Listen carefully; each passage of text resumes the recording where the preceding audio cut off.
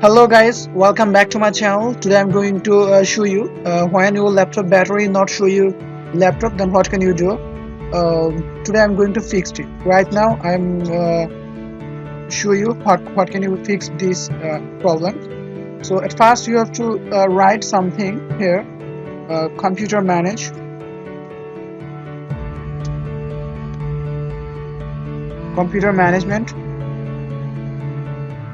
It's so easy, you can do it. Then you can search device manager, and you can see here batteries.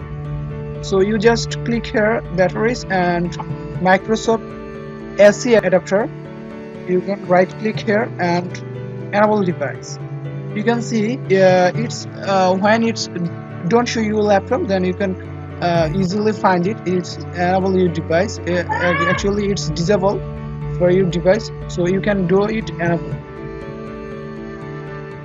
Okay, then next step is here Microsoft SCPI complement control method battery.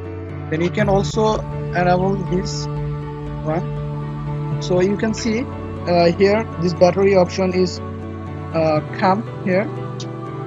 So this is so easy, too easy, but if you don't know about this, then it's very hard for you. I hope all are well, all are